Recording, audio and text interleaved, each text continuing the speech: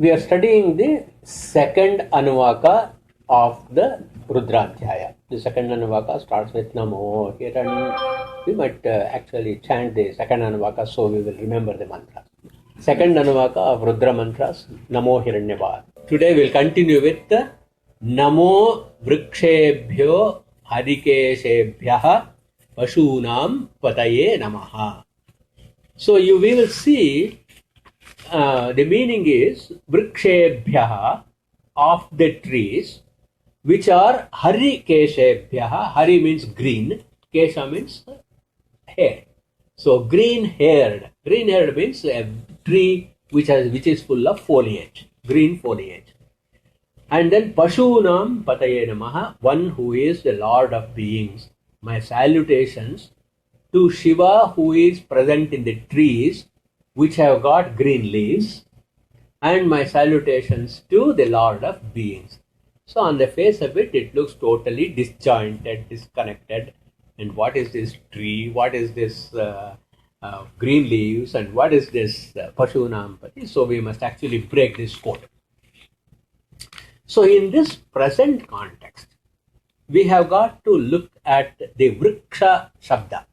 That means the tree as the Samsara Vriksha, as the tree of Samsara, which means repeated births and deaths.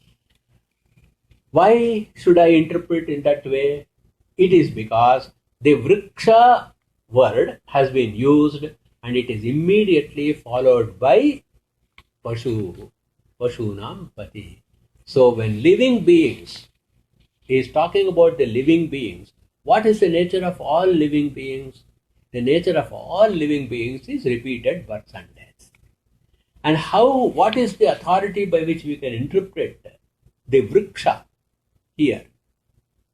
To refer to Samsara Vriksha, it is because Bhagavad Gita and other scriptures also talk about, why even Veda itself talks about Aham Vrikshasya Reriva Kirti Prishtham Gireriva Urdhva Pavitro Vajiriva Swamrtamasmi Dravinagam Savarchasam Sumedha Amrutokshitaha.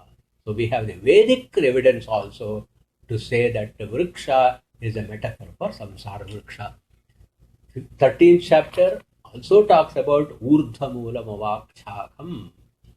And then Kathopanishad talks about the Samsara is like a Vriksha with the roots in the heavens and the foliage in the world. So the leaves are Harikesha. Harikesha, Kesha means hair. So what is the nature of hair? It keeps on growing. The more and more you cut, the more and more it grows. It keeps growing throughout our life, at least for some of you. So it keeps on growing.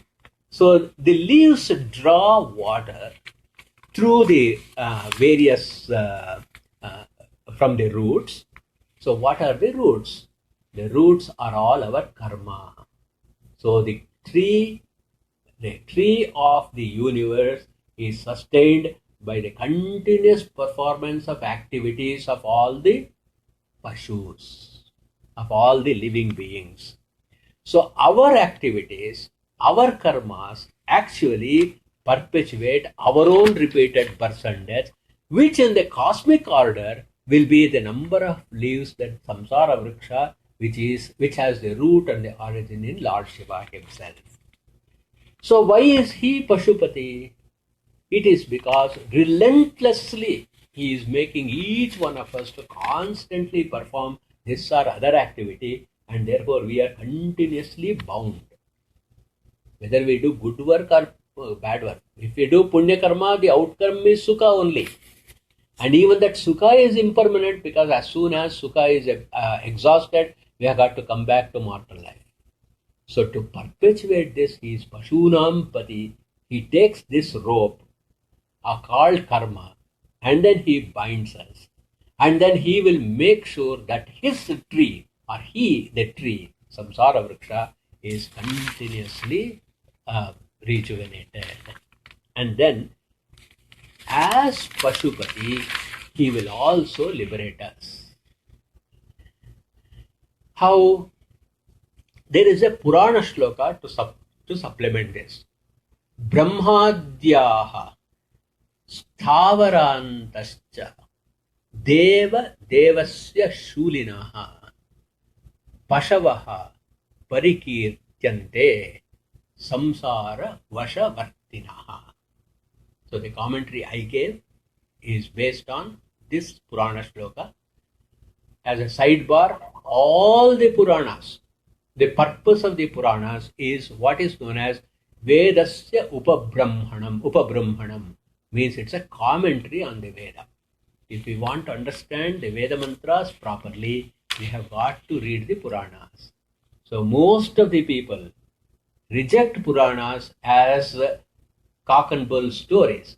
But actually, if you see, they are an outward metaphor to give us the inner meaning of the mantras.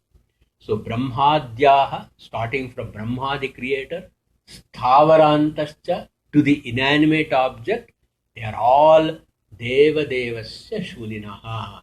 Shulin means Shiva, who is the Devonka Mahadev. Now we have got a serial going on, right? Deva Devasya Shulinaha. All these from Brahma down to the last speck of the atom, Pashavaha Parikirtyante. They are known as Pashus or animals. Why? Because they are Samsara Vashavartinaha. Vartinaha means they always act, conduct themselves, function, because they have to keep on coming back and again and again and again. Samsara Vashavartinaha. Tesham patitvat deveshaha. Because he is the Lord of all of them, he is called Deveshaha, this Lord of all the gods. Shivaha Pashupati Smrutaha. He is known as Shiva the Pashupati. So there is a lot of iconography of Pashupati. I will share some of those pictures along with what temples have this Pashupati iconography in an email, so that you will be able to study those pictures a little carefully. And whenever you go to India and then visit some of those temples, please look for those icons and then connect it with this mantra. Then Brahmanaha Stambha Paryantan. Brahmadis Stambha Paryantan. Again, same word. Pashun Badhva Maheshwaraha. This Lord has tied all of them. Pashaihi Etaihi Patirdevaha Karyam Karayate Swayam. Very beautiful keyword. Who makes me do things? Kenopanishad. Who is inspiring me to do all these things? All my karmas. He is inspiring me to do the next thing. And this karmadhyaksha is Pashunam Patihi Pashupatihi. And he is the one who is doing his work through us. That is why right and wrong, whatever is our judgmental understanding of the world, right and wrong, all of those things, he is the impeller, he is the one who is making all these things happen. It is because that is his mysterious way of running this universe. Our prayer, Sa eva mochakas tesham. Only we should go back and take a refuge to him. And then bhaktya samyak upasitaha. With great devotion, properly approaching him, he will show us the way of how to jump out of this bondage. So much meaning is there in just one phrase. And therefore, again, as I mentioned last week, the only way we can exclaim is Namo Namaha to this great power.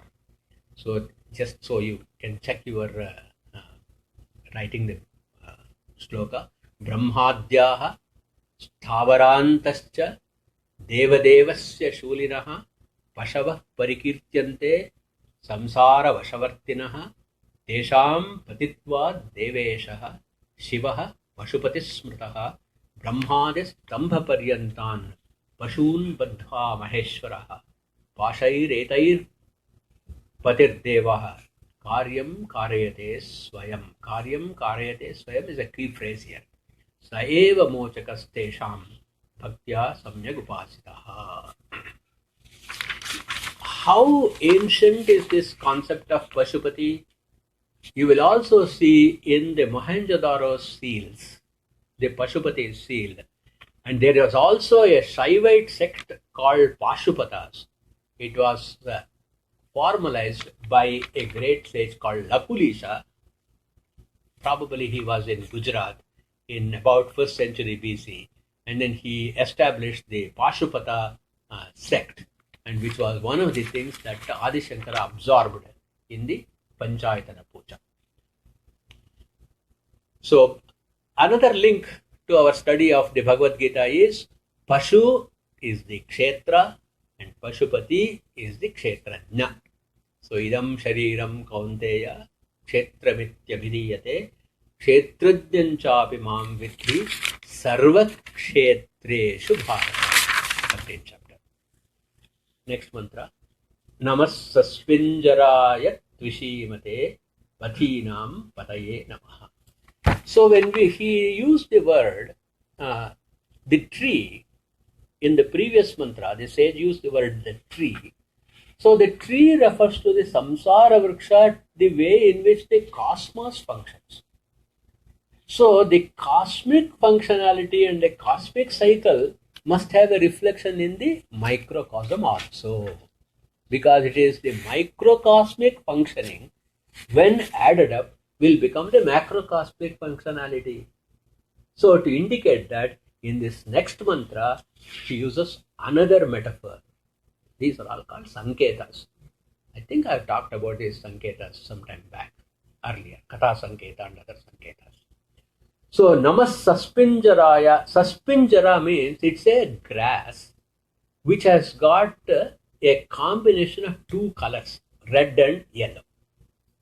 That is called saspinjara. So just to identify the macrocosm as a humongous tree, the microcosm is identified in this mantra as a blade of grass. It is not any ordinary blade of grass, but it has got a color of both red and yellow. And the commentators call this saspinjara as the balatrina. That means it's a very tender grass. So again, you see, this is metaphorical. All of us as human beings are very weak. Very small difficulties in our life will crumble us. As far as the cosmic structure is concerned, even a death of a person is very, very trivial in the scheme of things, whether it is in terms of time or in terms of space or in terms of the population. But see how we completely are crushed. So we are so easily crushed, therefore we are called as tender grass, because the tender grass can easily be crushed. So why is this called as saspinjara and not use any other word? It is because yellow and red color indicates rajoguna and yellow color indicates sattva guna. So we are not considering people with tamoguna, we are only considering those sattvika people who are a combination of both sattva and rajas. So what is the nature of this sattva, rajas, tamoguna, tender grass? By bringing Shiva into your being, he becomes tvishimate. Tvishimate means prakashayate. He will shine through our personality. He will shine through us by giving us jnana. So what is the one transformation he does? By shining through us as knowledge. So as Pashupati, he binds us and compels us to do action. And those action, the conglomeration of that action is his universal functionality. At the microcosmic function of the personality of the individual, because of the combination of sattva and rajoguna in us, what he will do is he will inspire us to go and get jnana. Therefore, logically, saspinjaraya should be followed by tvishimate, one who prakashayate. Prakashayate, why do you need illumination? You need illumination to see where you want to go, isn't it? That's why we need the headlights. So where do you want to go? He has to show what is the path.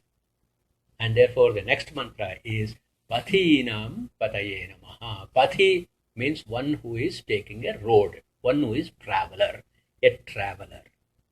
So with Jnana Bhakti, Bhakti is representing the Rajoguna, therefore red, because you are actually establishing a dynamic, active relationship with your Ishtadaiva. And then you are also gleaning knowledge. Every time we worship, knowledge is improved. The proper karma illumines knowledge. Proper knowledge improves karma. It glorifies it. It betters it. How can we understand this? When you want to wash your hands, what is the methodology you use? You apply soap, right, in the running water, and then you rub both of your hands. So which hand is cleaning which other hand? Each hand is cleansing the other hand. So by proper karma, which is left hand, that is why all tantra is called Vama, isn't it? Puja, Yajna, Homa, Satvika Tantra. Then there is also Vama Tantra. All of this is left-handed. Whereas Jnana Karya is right-handed. So all the rituals, going to the temple, Tirtha Yatra, study of the scripture, all these things is the left hand, the karma, which is cleansing the right hand and bringing right jnana. And the right hand is also rubbing on the left hand and cleansing it. So jnana cleanses the left hand cleanses the right hand. So jnana karma purification is taking place, and then what happens? Your hands are squeaky clean. Isn't it? That squeaky cleaning is Tvishimate, Prakashayate. That's how you look at your hand and say, it is so clean. So Tvishimate Namaha. Then Patha, a little technical here. Patha, that is the path taken by those who are committed to Jnana Karma, are two kinds. It's called as Archiradi, as a bright, which is totally Jnana, Vaidika. Then there is also Dhumradi, which is called Tantrika. So incidentally, I mentioned this, but you don't have to worry too much about it, because there is not, it is relating to the technology of doing puja. How do you do puja? How do you worship? So if it is Tantrika, it is called as Dhumradi. If it is Vaidika, it is called Archiradi. So as Saspinjara, Bhakti Jnana Swarupa, and the next is Pathinam Pataye Namaha. He points out with Tvishimate because of his shining, because of his illumination. He illumines two paths. Here is the path of Papa Karma, here is the path of Punya Karma, and then he gives us free will to choose. So you are free to choose either Papa Karma or Punya Karma, and then he will say, Punyaha Punyena Karmana Bhavati Papaha Papena. If you take this route, you will be bound by me forever, because I am Pashupati. If you take this route, because I am Tvishimate, I am the one who is Jnana Karma, Jnana Bhakti Swarupa, I will relieve you, I will take away from all the bondage. He will just point out to us, and thus he will not take away our free will. That is the beauty of this. It's an extraordinarily beautiful mantra. Then, Namo Bablushaya Vivyadhine Annanam Pataye Namaha. No, it is not enough if we just say, I am Pashupati, I will bind you if you take to Papa Karma, and then I will relieve you if you take to Punya Karma. And here you got a chance, here you got a choice between the two paths, and not give us actually an indication, a clear teaching. as to what is Papa Karma, what is Punya Karma, how should I make a choice. Why Shiva is involved in this kind of teaching? Because he is Ishanaha Sarva Vidyanam, Ishvaraha Sarva Bhutanam. He is both the Ishvara of all the creatures and he is also the Lord of all the Jnana.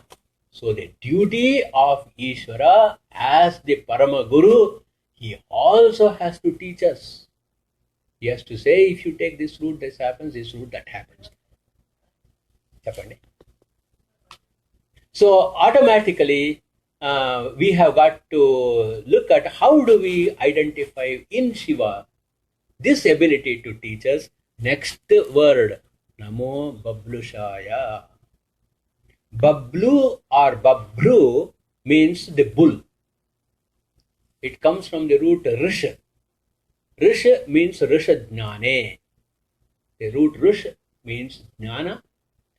Rishabha means Bha means shining, one who is shining with Jnana. Another meaning of Rishabha is a bull. A bull is symbolic of Tamas and therefore he has subdued Tamas. Vrisha also means Vrisho Dharmaha. There is a sutra, Vrisho Dharmaha means Vrisha means Dharma. He is the one who completely knows what is Dharma.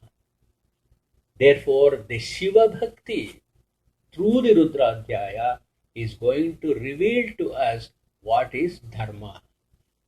Now, in spite of knowing what is Dharma, and if we don't get the Viveka of Dharma, and choose the path of Adharma, then as Pashupati, he will find us. That means all the opportunities for free will is given. Before I close, what is this difference between an animal life and a human life? An animal life is one of complete bondage, it's an incarceration. No free will is available if we are an animal, because the only thing we have is instinct. All conduct is by instinct. Therefore, once in a way, once in a rare occasion, we are given the human birth. And this human birth is like a criminal who is on parole. So we are on parole and we are under watch. So it depends on whether we deserve to be freed or to be incarcerated again. And therefore, he will be very carefully watching us. In spite of all this teaching, if we do not follow the right way, he becomes Vivyadhine. Vivyadhine means one who brings all afflictions. The main Vyadhi, the Vivyadhine literally means one who brings thirst and hunger. So thirst and hunger at the most base level is the animalistic hunger and animalistic thirst. But you can extend it all the way to all the kamas that a human being can have. The whole range of kamas a human being can have, and that thirst for everything will continue to be there.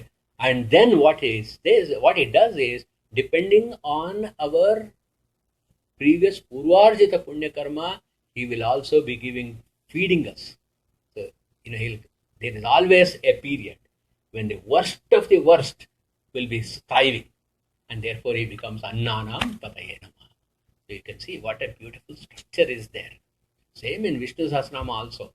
So that I've been commenting on that elsewhere, saying that there is a formula. We have got to hold that thread.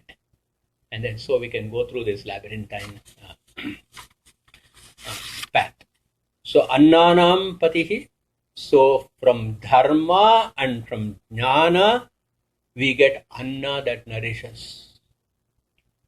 Any Anna means any experience, any enjoyment that we get, if it is not driven by Dharma, then I will remind you of two other mantras which we studied elsewhere, actually in this text itself. Yeshamannam Ishavaha. This consumption of the food becomes Ishavaha. Ishu means arrows. Food, when we are healthy, is nourishing. Food, when we are sick, is poison. Isn't it? Food of experience of the world, when we are in dharma, it is actually nourishing. All the consumption that is done in adharma will become poisonous. So, esham annam, all this anna, ishavaha. Later on, we'll also see ye anneshu vividhyanti. What is ye anneshu? These people, anneshu, through food, vividhyanti, will acquire all kinds of diseases. Mental diseases, depression, anger, all the Arishadvargas. All these things are caused only because we ignored this Namo Bablushaya. If we ignore him, he becomes Vivyadhine and then Annanam Padi. So we'll continue.